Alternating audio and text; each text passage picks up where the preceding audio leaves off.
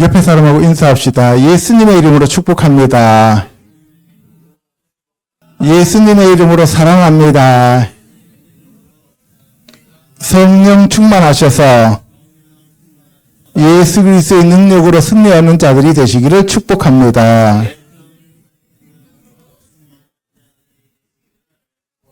아멘. 예, 오늘은 36번째 시간으로 종려나무와 예수 그리스도의 승리에 대해서 알아보도록 하겠습니다. 지난번에 무화과나무 했고, 포도나무 했고, 그리고 감람나무라고 하는 올리브나무 했습니다. 그렇죠?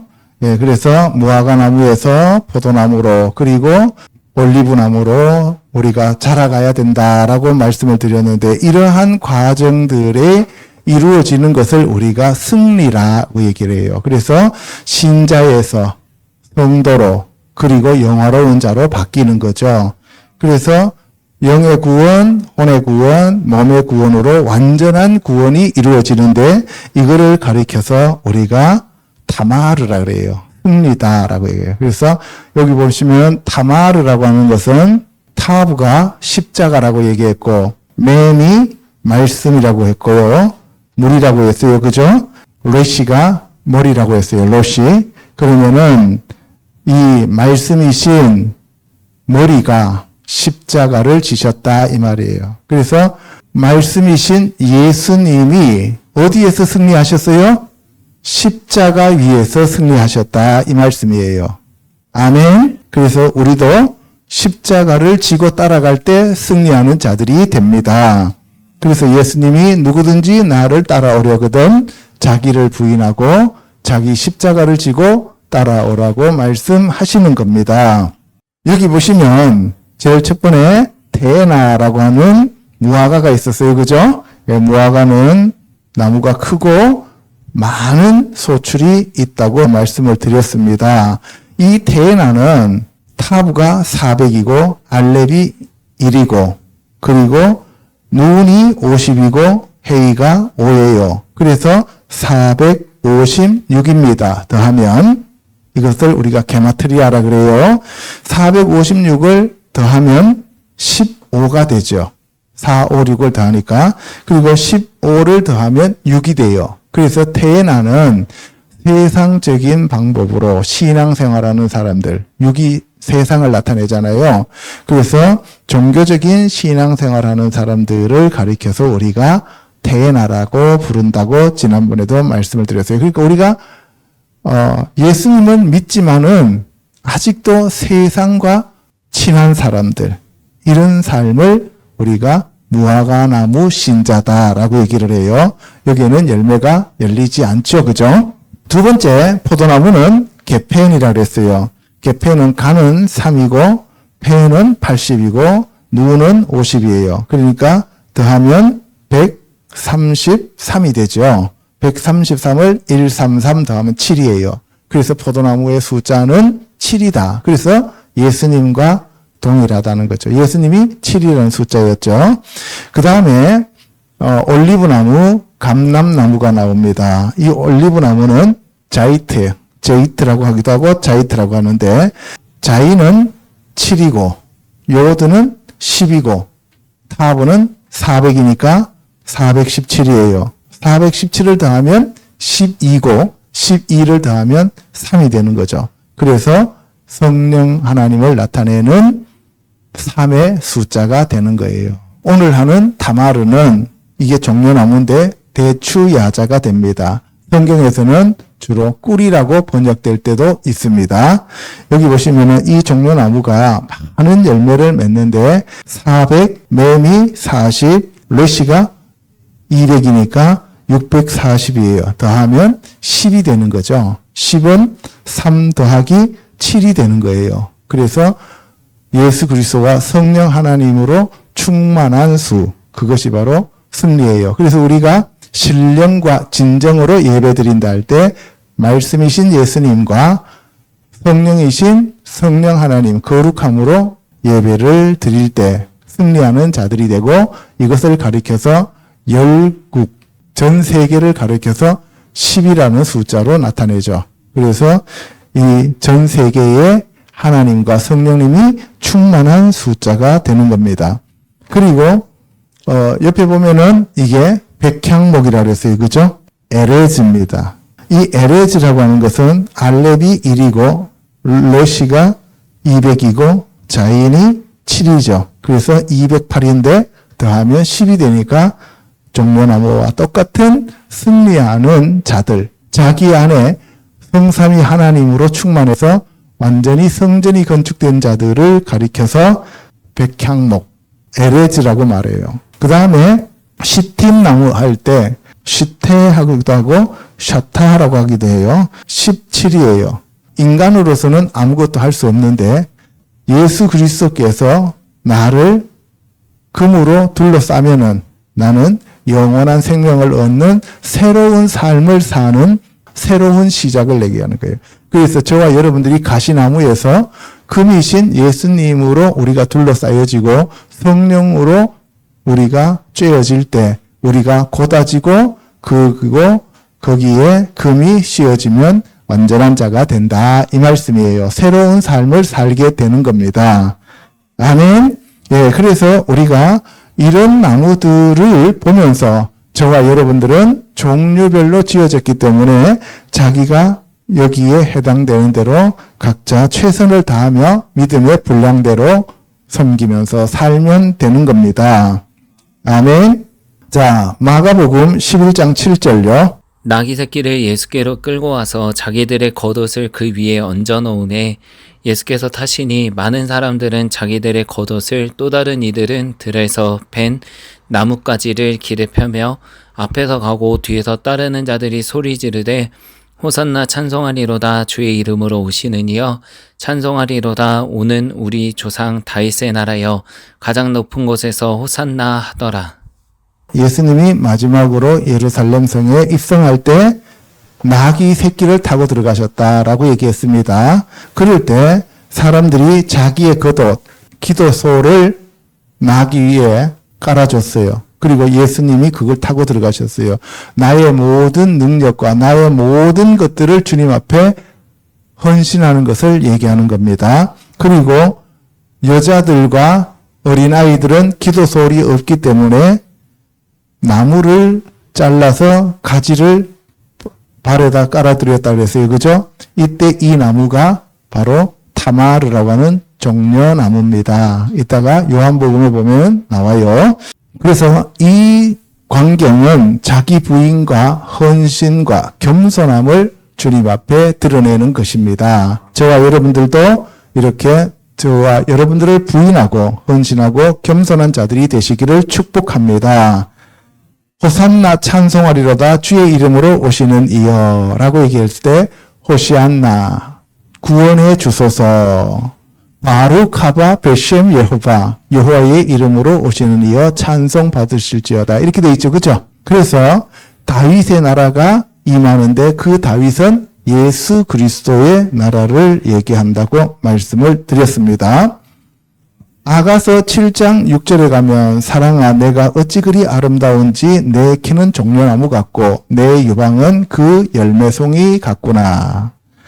내가 말하기를 종려나무에 올라가서 그 가지를 잡으리라 하였나니 내 유방은 포도송이 같고 내 콧김은 사과 냄새 같고 내 입은 좋은 포도주 같을 것이니라. 여러분들 지금 솔로몬의 아가라 할 때 그 솔로몬과 술람미 여인 사이에서 지금 이 하나님의 사랑과 성도들의 사랑을 나타내는데 예수 그리스도가 저와 여러분들을 신부로 택해 주신 그 사랑을 나타내는데 신부들이 갖추어야 될 것은 종려나무가 되어야 되고 포도송이가 되어서 포도주가 되어야 된다 이 말이에요. 예수님 자체가 포도고 포도나무니까 우리가 거기 붙어 있어야 되고요. 그리고 우리가 승리하는 자가 되어야 된다. 예수님 안에 붙어 있을 때 우리가 승리하는 자가 되는 거예요. 내 말이 너희 안에 거하고 너희가 내 안에 거하라. 그리하면 너희가 원하는 대로 이루리라 라고 얘기하시잖아요. 그죠?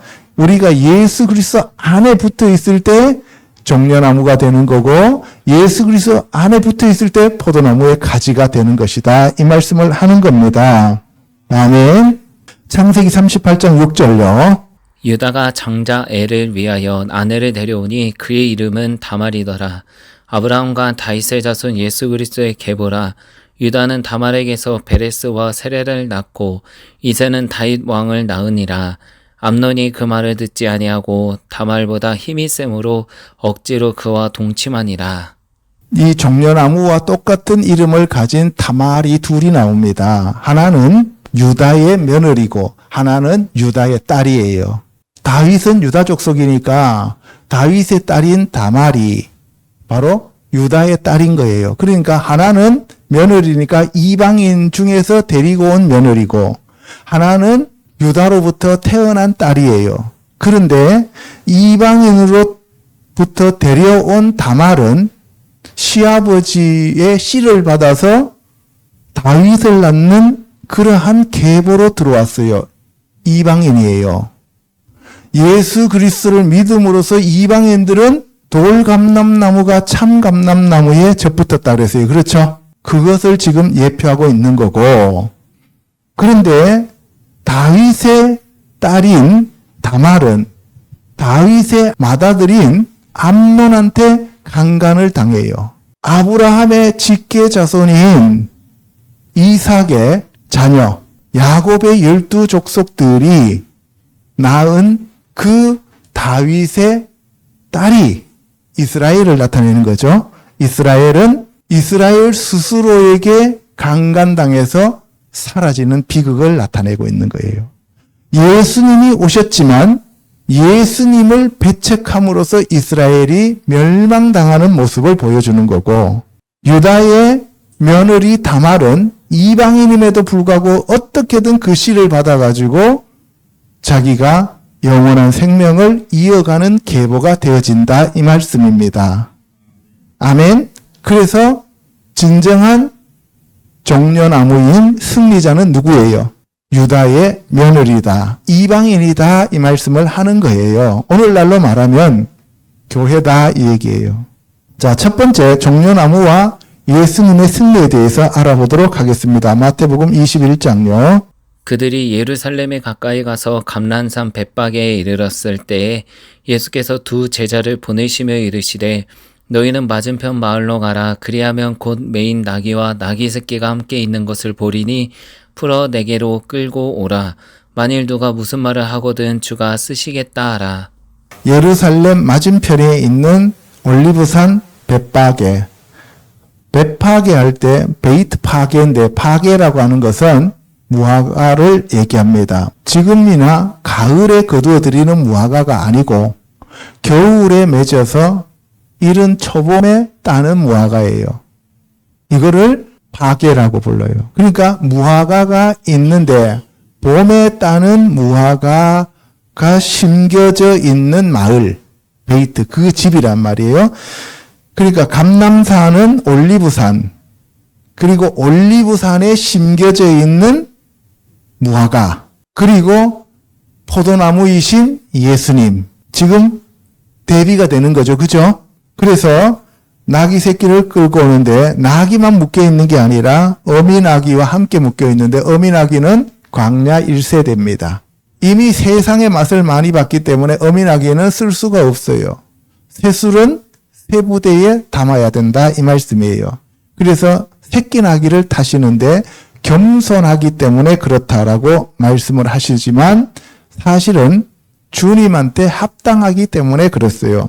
그래서 주가 주인이셔서 주가 쓰시겠다 하라라고 얘기를 합니다. 그래서 저와 여러분들도 뻣뻣하고 교만하면 주님이 쓰실 수가 없다 이 말씀이에요. 5절에 보면 시온 딸에게 이르기를 내 왕이 내게 임하나니 그는 겸손하여 나귀 곧 멍에 매는 짐승의 새끼를 탔도다 하는 그 말씀을 이루시는 거죠.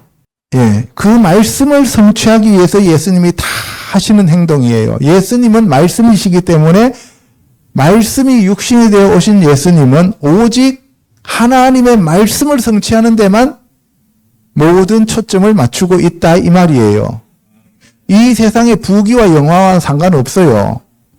우리도 그 말씀에 붙어 있는 자들로서 오직 하나님의 말씀 안에 거하는 자들이 되어야 된다는 것을 얘기하고 있는 거예요. 아멘. 9절에 가면 그들이 호산나 다윗의 자손이여 찬송하리로다 주의 이름으로 오시는 이여 가장 높은 곳에서 호산나 하더라. 우리가 이걸 날마다 외쳐야 돼요. 호산나는 구원하소서. 호산나 벤 다비드 다윗의 자손이여 바루카바 베셴 아도나이 주의 이름으로 오시는 이여 라고 얘기했어요. 그렇죠? 우리가 날마다 호산나 다윗의 자손이여 찬송하리로다 주의 이름으로 오시는 이여 가장 높은 곳에서 호산나라고 우리가 외쳐야 됩니다. 그런데 이방인들은 이렇게 외치는데 지금 유대인들은 외쳐요, 안 외쳐요? 안 외치죠. 그래서 유대인들은 대환란을 겪어야 된다라고 얘기를 하는 거예요. 그랬더니만 예루살렘에 예수님이 입성하실 때 온 성이 소동하여 이르되 이는 누구냐라고 얘기를 해요. 이 사람이 누구냐는 거예요. 여러분들, 예루살렘 성이 예수님 때문에 2번 소동합니다. 첫 번째는 동방 박사들이 와가지고 유대인의 왕으로 태어나신 분이 어디 계시냐라고 하니까 헤롯과 유대인들 그 예루살렘 성이 소동했다라고 돼 있어요. 그죠? 그리고 두 번째, 예루살렘에 예수님이 이제 입성하셔요. 죽으시기 위하여 입성할 때 또 소동해요. 태어날 때 소동하고 돌아가실 때 소동해요. 그러니까 예수님이 메시아가 확실한 거죠. 그죠? 그래서 거기 있는 사람들이 소동하면서 이 사람이 누구냐라고 얘기하니까 갈릴리 나사렛에서 나온 선지자 예수다라고 얘기를 해요. 예수님은 사람들 보기에는 선지자예요. 그러니까 하나님으로 안 보이는 거예요. 단지 사람으로 보이는 거예요. 그런데 예수님은 유대인의 왕으로 오셨어요. 만왕의 왕, 만주의 주로 오셨습니다. 그리고 예수님은 십자가에서 돌아가시고 난 다음에 승천하셔서는 하늘의 대제사장으로 계시는 거예요. 아멘.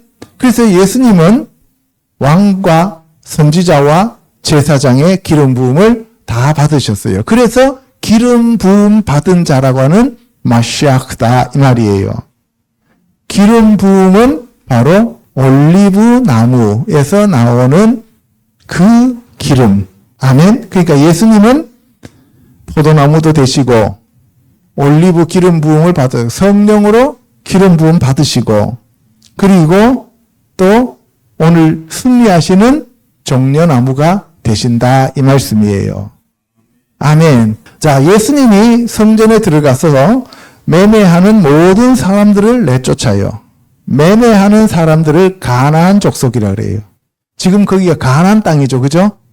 가나안 땅에 들어가니까 어떤 영이 거기에 많이 풀어져 있어요? 장사의 영, 만몬의 영이 많이 풀어져 있는 거예요. 그래서 돈 벌기 위해서 하나님을 섬기는 거예요. 지금 돈 바꾸는 사람들의 상과 비둘기 파는 사람들의 의자를 둘러 엎으셔요. 거기서 장사하는 만몬의 영들을 다 내쫓았다 이 말이에요. 예수님이 하나님과 재물을 겸하여 섬길 수 없다 그랬잖아요. 그죠? 거기서 지금 만몬의 영들을 다 내쫓았다 이 말이에요. 그리고 내 집은 기도하는 집이다 라고 말씀하시면서 너희가 나의 집을 강도의 소굴로 만들었다. 내 집이라고 하니까 예수님과 하나님과 성령님이 거하시는 그 집, 여호와 하나님의 전, 하나님이 거하시는 집. 예수님이 12살 때 성전에 올라가셨다 안 내려오시면서 마리아가 찾아왔을 때 내 아버지 집에 내가 거해야 될 줄 알지 못하시나이까라고 얘기해요. 그죠? 예, 그래서 하나님의 집과 강도의 소굴, 여러분들이 하나님의 집도 될 수 있고 강도의 소굴도 될 수 있다 이 말이에요. 여러분들이 하나님의 영이신 성령으로 충만하면 하나님의 집인데 그게 아니고 여러분들 안에 매매하는 영, 돈 바꾸는 영, 비둘기 파는 영, 장사의 영으로 가득 차 있으면 여러분들은 강도의 소굴로 바뀔 수 있다는 겁니다. 그래서 그들이 예수님이 하시는 이상한 일과 성전에서 소리 지르면서 귀신들이 쫓겨나가는 것들을 바라보면서 되게 싫어합니다. 종교 지도자들이.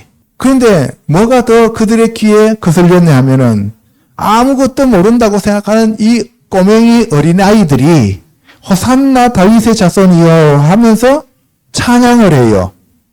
성경에 보면 시편에 나오죠. 그죠? 예, 젖먹이와 어린 아기가 예수 그리스도를 찬양하는 것이 나오는데 그것이 말씀이 성취되니까 이 바리새인과 서기관과 종교 지도자들은 열받는 거예요. 자기네들이 관종인데 관심을 다 먹고 살아야 되고 돈도 다 가져야 되는데 모든 관심이 누구한테 쏠려요? 예수님한테로 쏠리니까 시기 질투의 영으로 죽여버리는 거예요. 예수님이 잘못해서 죽이는 거 아니에요. 그건 명분이고 자기네들이 돈 벌어야 되고 자기네들에게 관심이 쏠려야 되는데 자기네들한테 관심이 쏠리는 게 아니라 예수님께 모든 관심이 집중되니까 예수님을 죽여버리는 거예요. 오늘날 교회도 마찬가지죠. 대형 교회 옆에 어떤 분이 능력 있는 분이 와서 거기가 붕되면서 자기 교회 성도들이 빠져나가면 괜히 트집 잡아갖고 이단이라고 하면서 매도하잖아요. 그래서 우리가 참으로 조심을 해야 됩니다. 그들이 성 밖으로 베다니에 가죠. 그리고 거기에서 유합니다. 아침에 들어가는데 성으로 길가에 한 무화과 나무가 있었습니다. 그래서 예수님이 시장하셔서 가서 열매를 찾았는데 없으니까 저주했을 때 무화과 나무가 뿌리부터 말랐다라고 얘기했습니다. 율법적 종교 생활하는 사람들은 열매가 없어요. 그래서 예수님의 저주를 받고 뿌리부터 마르게 된다 이 말씀이에요. 그래서 이스라엘 백성들이 거의 2000년 동안 떠돌이 생활을 하게 되는 겁니다. 저와 여러분들도 열매 없으면 버림당한다 이 말씀을 하는 거예요. 아멘. 그래서 이 무화과 나무의 비유는 믿음에 대한 얘기를 했어요. 너희가 믿음이 있고 의심하지 않으면 그 무화과 나무에서 일어나는 일뿐만 아니라 산에 대해서 명령해서 이 산이 들려서 바다에 던져져라 해도 그렇게 된다는 거예요. 여러분들 멀쩡한 저 도봉산 수락산을 들어서 저 인천 앞바다에 던져져라 라고 할 이유가 있어요 없어요? 없어요. 이때 산이라고 하는 것은 나에게 산과 같은 큰 문제, 나를 괴롭히고 있는, 나를 가로막고 있는 그 산과 같은 문제가 예수 그리스도의 믿음으로 사라진다 이 말이에요. 아멘. 예, 강에 물이 줄어갖고 큰 바위가 있어서 배가 지나갈 수가 없어 걸려요. 그러면 그 바위를 없애달라고 우리는 기도합니다. 그런데 그렇게 기도하지 말라는 거예요. 어떻게 기도하라고요? 은혜가 충만해져서 강물이 불어서 배가 지나갈 수 있게 해달라라고 기도하라는 겁니다. 그래서 저와 여러분들은 여러분들 문제를 놓고 기도하는 것이 아니라 하나님의 은혜를 부어달라고 기도하시기 바랍니다. 아멘. 그러면 그 문제는 아무것도 아니다라고 얘기를 하는 거지요. 그래서 너희가 기도할 때에 무엇이든지 믿고 구하는 것은 다 받으리라. 그러니까 중요한 건 뭐예요? 믿음이라는 거예요. 그래서 무화과 나무의 비유에서는 믿음을 가르쳐주기 위한 것이다라는 것을 아셔야 됩니다. 그래서 무화과 나무가 결국 저주받은 이유는 믿음이 없기 때문이다라는 거예요. 그때 그 믿음의 주는 예수님이고 믿음은 들으면서 나고 들음은 그리스도의 말씀이라 그랬어요. 그래서 예수 그리스도 안에 붙어있는 포도나무 가지들은 믿음에 서 있기 때문에 예수님과 함께 천국에서 살 수 있다는 겁니다. 아멘. 자, 그 다음에 요한복음 12장 가면은 6월절 엿새 전에 예수님이 나사론의 집에 갑니다. 나사론의 집에 가니까 마르다도 있고 마리아도 있어요. 그죠? 예. 죽은 나사로를 깨웠는데 마르다는 정말 이제 바빠요. 잔치 준비하느라고. 그리고 마리아는 지극히 비싼 향유, 순전한 나드로 예수님 발에 붓고 자기 머리털로 닦았습니다. 그래서 이 마리아는 예수님이 돌아가실 것을 아는 영적으로 열려있는 사람이기 때문에 예수님이 마리아를 칭찬하면서 복음이 전파되는 어떠한 곳에도 바로 마리아의 이 행위가 함께 전파된다라고 얘기하는 겁니다. 아멘. 그런데 나사로가 한 거는 아무것도 없어요. 그냥 멀뚱멀뚱 앉아 있었습니다. 그 이튿날에는 명절이 되었는데 예수께서 예루살렘으로 오신다는 것을 무리들이 들었습니다. 그리고 난 다음에 이제 종려나무 가지를 가지고 맞으러 나가서 외치는 거예요. 아까는 그냥 나무 가지라 그랬잖아요. 여기는 종려나무라고 확실하게 얘기하고 있는 겁니다. 자, 그래서 예수님은 동문으로 들어오시고 그 다음에 유월절에 잡을 양은 양의 문으로 북쪽에서 들어오게 되는 거예요. 그러니까 참 성전이신 예수님, 참 대제사장이신 예수님, 참 제물이신 하나님의 어린 양 예수님은 지금 동문으로 들어가고 이 모형의 성전과 모형의 대제사장과 모형의 제물이 지금 세상의 성전에서 지금 준비되고 있는 거예요. 하늘의 것의 모형이라 그랬어요. 땅의 것은. 그죠? 아멘? 네. 그래서 가짜가 진짜를 죽이는 거예요. 오늘날도 가짜가 진짜를 죽이려고 합니다. 다른 말로 표현해서 여러분들의 육신의 생각이 영의 생각을 죽이려고 하는 거예요. 그래서 사도 바울이 육신의 생각은 사망이요 영의 생각은 생명과 평안이니라 라고 말씀하시는 거예요. 그래서 저와 여러분들은 육이 죽고 영이 살아야 됩니다. 아멘. 예, 그것이 바로 우리가 종려나무가 되는 길이다 하는 것을 얘기하는 거죠. 그런데 제자들은 이 일을 깨닫지 못합니다. 그리고 예수님이 십자가에서 돌아가시고 부활 승천하신 다음에야 이것이 이런 의미였구나 하는 것을 그때 알게 되었다 이 말씀이에요. 우리도 그때는 잘 모르는데 시간이 지나고 나면은 하나님이 이렇게 역사하셨구나 하는 것을 알게 될 때가 있지 않습니까? 그렇죠? 예, 두 번째 출애굽 찬양과 종려나무에 대해서 알아보도록 하겠습니다. 출애굽기 15장요. 이때 모세와 이스라엘 자손이 이 노래로 여호와께 노래하니 일렀으되 내가 여호와를 찬송하리니 그는 높고 영화로우심이요 말과 그 탄자를 바다에 던지셨음이로다. 여호와는 나의 힘이요 노래이시며 나의 구원이시로다. 그는 나의 하나님이시니 내가 그를 찬송할 것이요 내 아버지 하나님이시니 내가 그를 높이리로다. 이스라엘 백성들이 홍해를 건너고 난 다음에 하나님이 하시는 그 위대한 일을 보고 난 다음에 하나님을 찬양하는 그러한 노래입니다. 거기 보시면은 내가 여호와를 찬송하리니 그는 높고 영화로우심이요 말과 그 탄자를 바다에 던지셨음이로다. 말과 탄자가 애굽 사람이에요? 이스라엘 사람이에요? 애굽 사람이죠. 그러니까 세상을 멸하시는 하나님이십니다. 여호와는 나의 힘이요 노래이시며 나의 구원이시로다. 이것이 여러분들의 고백입니다. 아멘. 예, 그러니까 여호와는 나의 힘이요 나의 노래요 나의 구원이시다. 구원이 뭐예요? 예수와. 그래서 여호와가 예수하다라는 얘기입니다. 그래서 저와 여러분들은 날마다 찬송해야 됩니다. 여호와는 용사시니 여호와는 그의 이름이시로다. 유회바헤 손을 보라 못을 보라. 그분이 바로 예수아이십니다. 아멘. 여호와여 주의 오른손이 권능으로 영광을 나타내시나이다. 주의 오른손은 예수 그리스도를 나타내기도 하고 성령님을 나타낸다 그랬잖아요. 그죠? 능력을 나타내요. 그래서 예수님이 모세한테 시내산에서 돌판에다 손가락으로 직접 새겨주셨어요. 그렇죠? 성령으로 새기셨다 이 말이에요.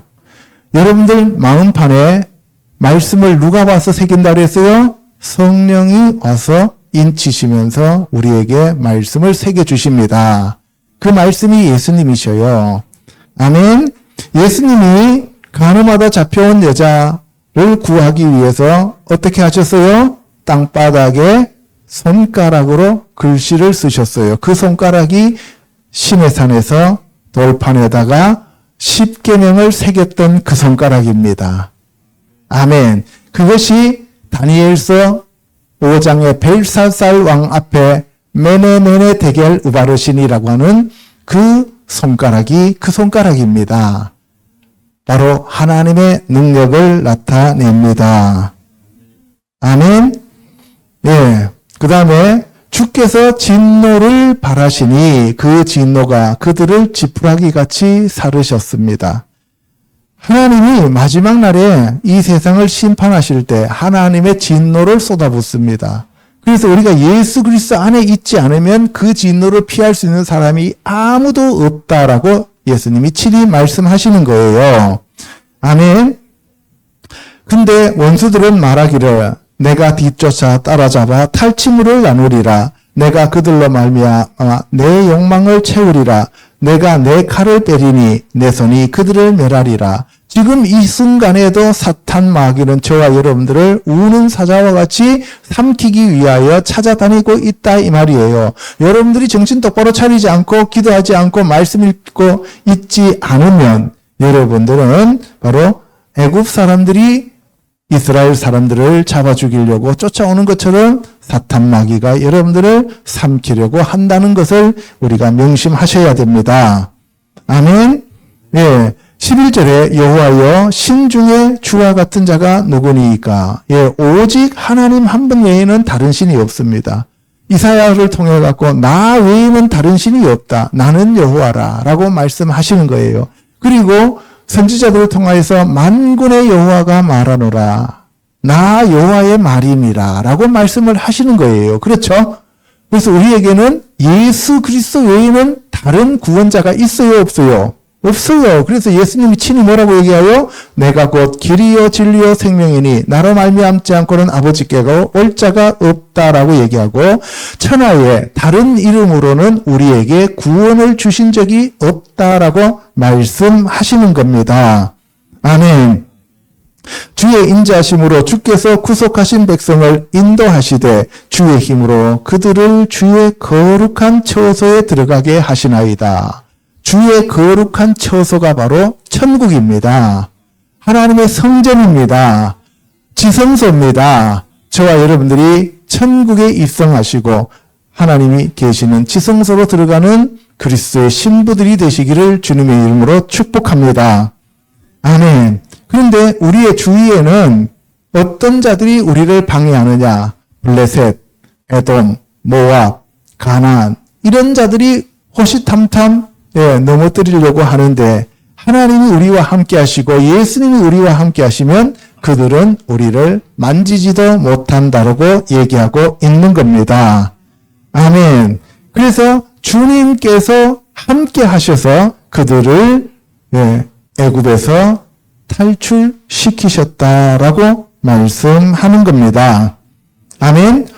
자, 그래서 이스라엘 백성들은 주의 기업의 산으로 갈 수 있었는데 광야에서 그들이 불순종함으로 광야 1세대는 모두 사망하게 됩니다. 그리고 20세 이하의 2세대들만 가나안 땅으로 들어가게 되는 것이죠.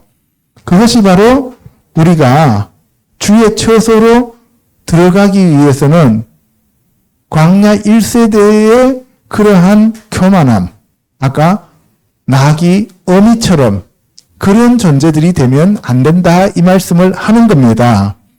자, 여러분들 지금 우리가 출애굽을 해서 가나안 땅으로 들어가는 것을 우리에게 보여줍니다.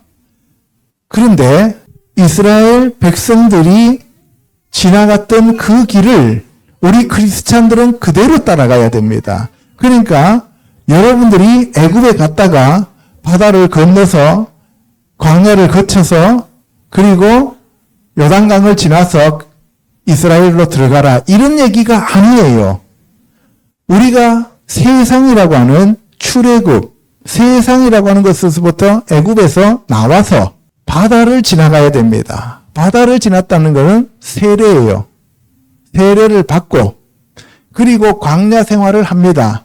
신앙생활을 교회에서 해요. 하면서 오직 하나님의 말씀만 먹고 사는 거예요. 만나만 먹고. 아멘. 그리고 하나님이 주시는 것만 받으면서 살아야 돼요. 광야 생활은 세상을 빼는 거예요. 그런데 교회에 와서 더 세상을 채우려고 하잖아요. 그러니까 그 사람들은 전부 다 고라의 폐역의 무리들이 되는 거죠. 광야 생활하는 거는 애굽을 빼는 거예요. 애굽의 생활 방식을 다 빼는 거예요. 그리고 난 다음에 요단강을 건너야 됩니다. 죽어야 됩니다. 여러분들이 죽으면서 요단강을 건너서 그리고 가나안 땅에 들어가면 그때부터 7 족속이 우리를 기다리고 있어요. 그것들을 하나님과 함께 쳐서 없애야 돼요. 완전히 진멸시켜야 됩니다. 하나도 없이 다 진멸시켜야 돼요. 그거는 불법으로 점령하고 있기 때문에 그런 거예요. 여러분들, 가나안 땅에 아브라함과 하나님이 맺은 약속은 내가 너에게, 너의 자손에게 주리라고 약속하셨는데 이미 다른 것들이 와서 점령하고 있어요. 여러분들이 신앙생활 하기 전에 이미 여러분들 안에 들어와 있는 사탄 마귀 7가지 영들이 여러분들을 점령하고 있어요. 그러니까 그 영들을 여러분들이 내쫓아야 됩니다. 하나도 남기지 말고 진멸시켜야 됩니다. 그러기 위해서 들어가는 첫 번째 관문이 종려나무 성인 여리고성이에요. 승리는 종려나무가 승리라고 그랬잖아요. 그래서 그 승리의 성을 우리가 정복하는 방법이 뭐냐? 그것이 바로 하나님의 말씀에 따라서 순종할 때 하나님이 마지막 나팔 소리와 함께 우리가 소리를 지를 때 하나님이 여리고성을 무너뜨려 주는 겁니다. 아멘. 그러니까 우리가 내 힘으로 이겨야 돼요? 하나님의 능력을 의지해야 돼요? 하나님의 능력을 의지하는 겁니다. 아멘. 그래서 우리가 주님을 의지하고 주의 처소를 마련하는 자들이 되어야 되는데, 그래서 하나님은 우리를 부르신 목적이 뭐냐? 하나님의 처소로 삼기 위한 것이다. 하나님의 처소를 다른 말로 표현해서 성전이라 그래요. 그래서 저와 여러분들이 하나님의 성전이 되는 겁니다. 아멘. 그래서 이 세상에 있는 교회라고 하는 건물이 성전이 아니고 저와 여러분들이 성전이 되는 거예요. 그래서 그것을 위해서 하나님이 길을 숨겨놨어요. 그 길이 누구예요? 예수님입니다. 근데 그 예수님은 지금 어디에 있어요? 우리 눈에 보여요? 안 보여요? 안 보여요. 그런데 어디에 있었어요? 바다 밑에 숨겨놨어요. 물 밑에 숨겨놨어요. 말씀 밑에 숨겨놨습니다. 그 물을 가르니까 마른 땅이신 예수님이 드러나시는 거예요. 아멘. 그 물을 누가 갈랐어요? 동풍이 갈랐어요. 동풍은 바로 성령 하나님을 의미하는 겁니다. 세상이라고 하는 물, 세상이 덮어놓고 있는 그러한 것들을 성령이 오셔서 걷어내면 누가 드러나요? 예수님이 드러나게 됩니다. 아멘. 그래서 너희는 여호와를 찬송하라. 그는 높고 영화로우심이요 말과 그 탄자를 바다에 던지셨다라고 합니다. 그렇게 찬양을 하고 난 다음에 모세가 이스라엘 사람들을 인도하고 수르 광야로 들어가서 사흘 길을 걸어갑니다. 성경에서는 사흘이란 말이 참으로 많이 나와요. 그죠? 죽음에서 부활했다는 거죠. 예수님이 며칠 만에 부활하셔요? 3일 만에 부활. 여러분들, 애굽 사람들이 전부 다 물에 빠져 죽었어요. 그런데 이스라엘 사람들은 물에 빠졌지만 죽었는데도 살았죠. 그것은 부활을 지금 나타내는 거잖아요. 며칠 만에? 사흘 만에. 그래서 사흘 만에 부활한 것을 지금 여기서 얘기하고 있는 거예요. 그런데 마라라고 하는 곳에 갔는데 목이 몹시 말랐습니다. 그런데 갔더니만 물이 있어요. 그 물을 마셨는데 너무 써요. 마라라고 하는 단어가 쓰다는 뜻이에요. 룻기에 보면 나오미가 다른 사람들이 나오미 왔니라고 얘기하니까 나보고 나오미라 하지 마 그랬어요. 나오미는 기쁨이죠. 그런데 나보고 기쁨이라 하지 마. 남편 죽었어. 아들들 다 죽었어. 그래서 나보고 나오미라고 하지 마. 나는 마라야 라고 얘기하죠. 그죠? 예, 마라는 쓴물입니다. 그래서 백성들이 모세한테 원망해서 우리가 무엇을 마실까라고 하면서 예, 원망했어요. 바로 예수 그리스도가 주시는 그 물만 마셔야 되는 거예요. 세상의 물은 전부 쓴물입니다. 아멘. 예. 그래서 모세가 한 나무를 던졌어요. 나무, 십자가를 던지는 거예요. 십자가의 복음, 예수 그리스도의 복음을 던졌어요. 그러니까 그 예수님이 오시니까 예수 그리스도의 복음으로 바뀌고 천국 복음으로 바뀌는 거예요. 그러니까 물이 어떻게 돼요? 달게 됩니다. 자, 그래서 너희 하나님 나 여호와의 말을 들어서 너희들이 순종하고 하나님이 보시기에 의를 행하며 내 생각으로 의가 아닙니다. 내 의가 아닙니다. 하나님이 정해놓은 그 의를 행하면 하나님이 정해놓은 의가 누구예요? 예수님이에요. 그러니까 예수님을 믿고 따르면 순종하면 그리고 내 계명에 귀를 기울이며 내 규례를 지키고 너희들이 예수님 안에 거하면 내가 세상에 내리는 애굽에 내렸던 그 질병들을 하나도 너희에게 내리지 않고 혹 너희들이 질병에 걸렸다 할지라도 내가 너희를 치료해 줄 것이다. 나는 여호와 라파다라고 얘기를 하시는 거예요. 아멘. 그들이 엘림에 이르니 거기에 물샘이 몇 개 있었어요? 12개가 있습니다. 물샘 12개. 이거는 12지파인 이스라엘 사람들이 텐트 치고 머무는 곳. 거기에는 누가 함께 하신다는 얘기예요? 나를 믿는 자는 그 배에서 성령의 생수의 강이 흘러 넘치리라. 하나님 보호자로부터 생명수가 흘러나온다는 얘기예요. 그러니까 이스라엘 12지파들이 진치고 있으면 저와 여러분들이 바로 하나님 앞에 나와서 예배하는 자들이면 저와 여러분들 배에서 뭐가 흘러나온다고요? 성령의 생수가 흘러나온다는 것을 얘기하고 있는 겁니다. 아멘. 그래서 예수님이 내가 주는 물을 마시는 자는 영원히 목마르지 않다라고 얘기해요. 그런데 샘물이 솟아나는데 종려나무가 몇 그루가 있어요? 70그루가 있어요. 왜 하필이면 70이냐는 거예요. 70은 예수님의 숫자고 10은 완전한 숫자고요. 7은 예수님의 숫자고 10은 완전한 열방이라고 했죠. 예수 그리스도가 열방을 다스리는 것.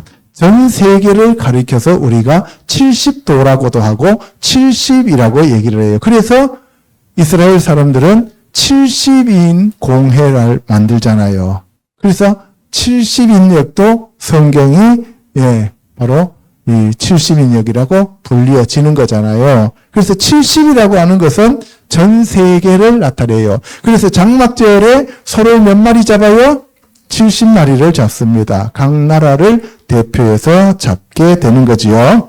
자, 세 번째, 이 초막절과 에스겔 성전의 문양에 대해서 알아보도록 하겠습니다. 레위기 23장 34절요. 이스라엘 자손에게 말하여 이르라. 일곱째 달 15날은 초막절이니 여호와를 위하여 이래 동안 지킬 것이라. 첫날에는 성회로 모일지니 너희는 아무 노동도 하지 말지며 이래 동안에 너희는 여호와께 화제를 드릴 것이요. 출애굽할 때는 유월절이었습니다. 그렇죠? 예수님 다시 오실 때는 재림하실 때는 초막절입니다. 장막절, 가을절기예요. 이거는 일곱째 달 15일부터 22일까지입니다. 자, 그래서 여러분들은 이때 성회에 모이라고 주님께서 말씀하시는 거지요. 자, 그래서 첫째 날도 성회를 하고 8일째도 성회를 합니다.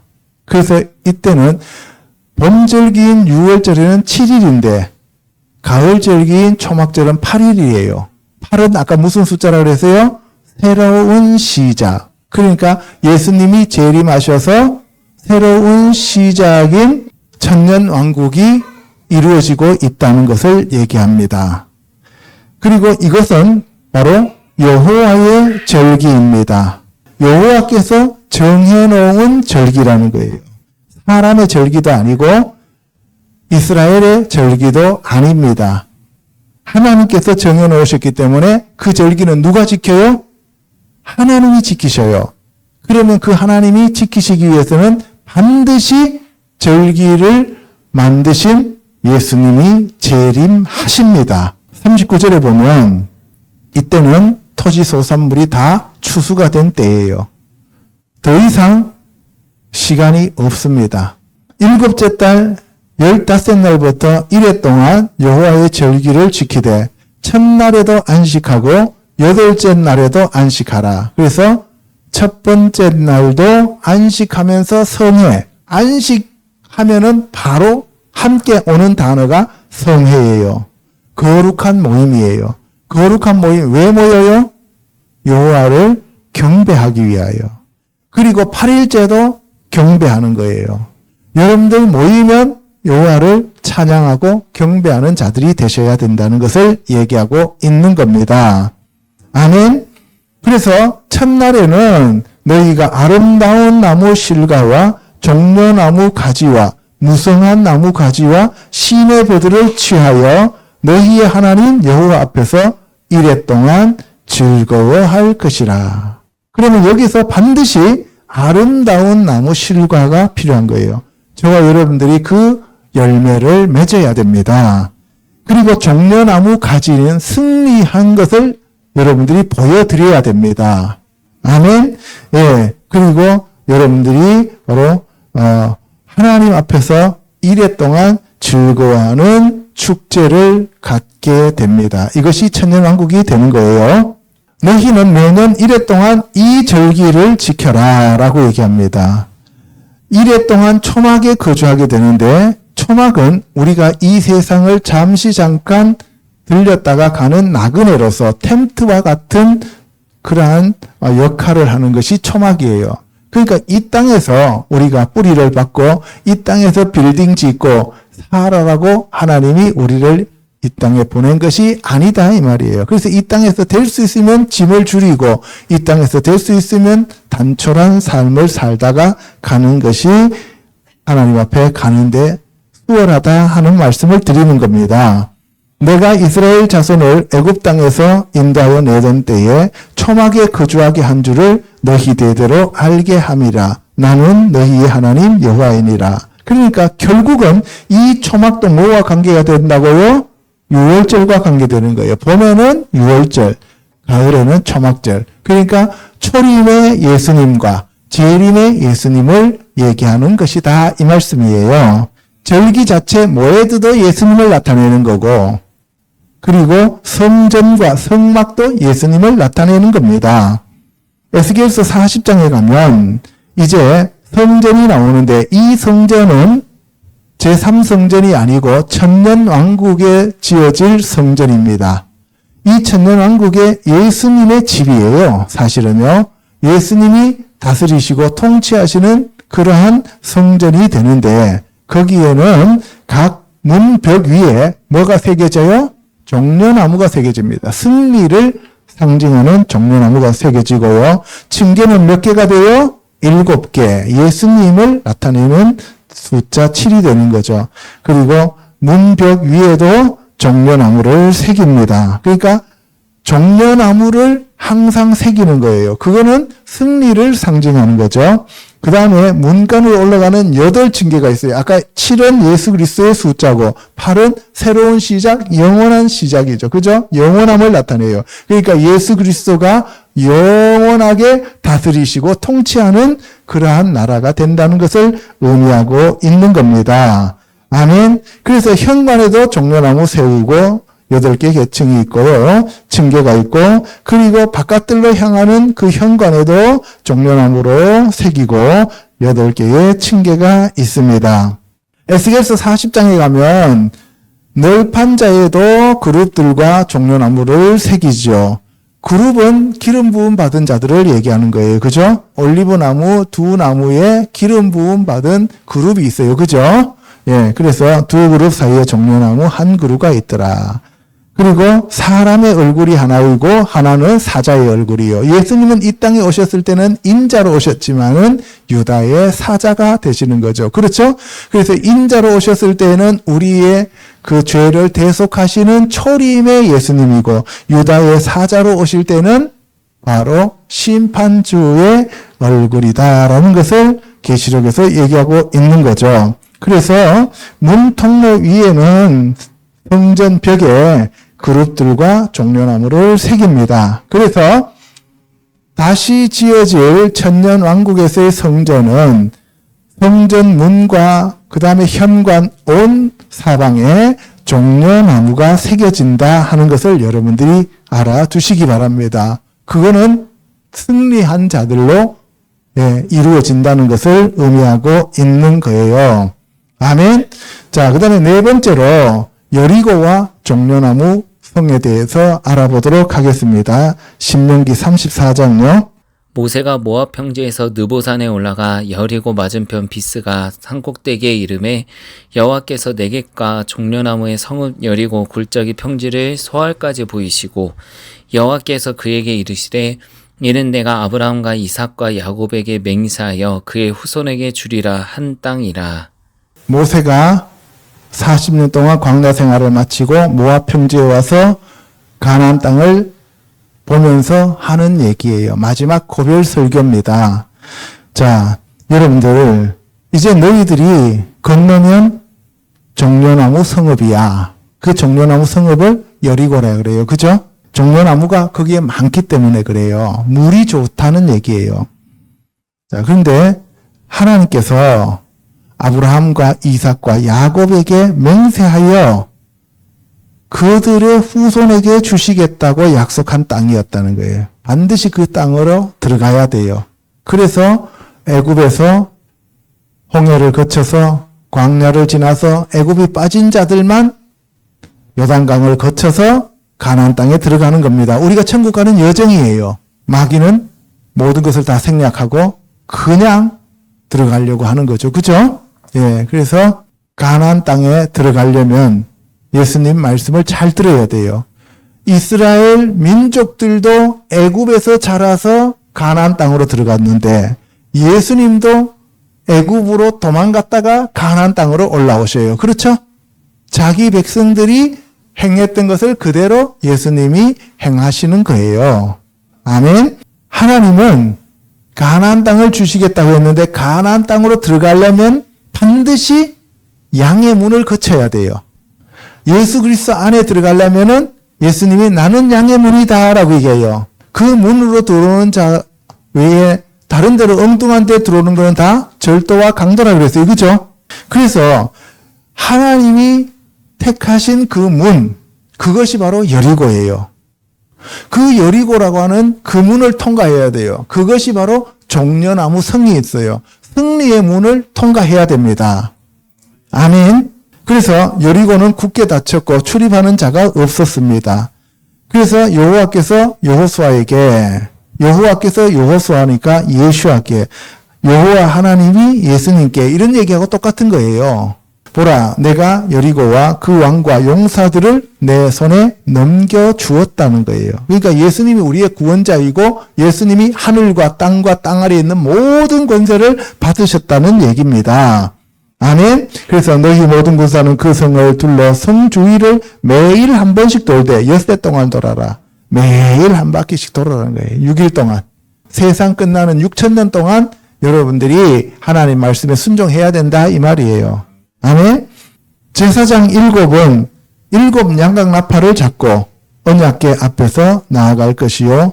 7째 날에는 그게 바로 예수님과 관계되는 그러한 제사장들이 예수님과 관계되는 나팔을 부르고 예수님과 관계되는 그날에 안식일에 그죠? 7째 날은 안식일이잖아요. 안식일에 7번을 돌아서 그 제사장들이 양각 나팔을 길게 불면 백성들이 다 일어나서 큰 소리를 외치면 그러면 성벽이 무너지리라. 너희들이 할 거는 아무것도 없어. 하나님 말씀에 순종해서 돌아라고 하면 돌고 소리 질러라고 하면 소리 지르고 그러면 돼. 돌 던질 필요도 없고 총 쏠 필요도 없고 너희들이 할 수 있는 거는 아무것도 없어. 세상에 너희들이 할 수 있는 거는 아무것도 없어. 그냥 하나님이 하라고 하시는 말씀에만 순종하면 된다 이 말씀이에요. 아멘. 그러면 내가 그 길을 너희들에게 열어준다는 거고 그 문을 내가 열어준다는 거예요. 그래서 그 백성들이 제사장이 이제 언약궤를 메고 그 다음에 또 양각 나팔을 잡고 여호와의 궤 앞에 나갔습니다. 7이 6명이면 안 됩니다. 8명이어도 안 돼요. 그래서 무장한 자들이 여호와의 궤 앞에서 나아가서 먼저 돌았습니다. 같이. 자, 제사장 7은 양각 나팔 7을 잡고 여호와 앞에서 나아가 나팔을 불고 여호와의 언약궤가 그 뒤를 따르며 그 무장한 자들은 나팔 부는 제사장들 앞에서 행진하며 후군은 궤 뒤를 따르고 제사장들은 나팔을 불며 행진하는 겁니다. 이것이 우리가 승리하는 비결이에요. 아멘. 그래서 여호수아가 백성들에게 명령합니다. 너희는 외치지 말라. 그런데 옛날 성경에는 들리지 말라라고 이런 말을 하고 있어요. 그죠?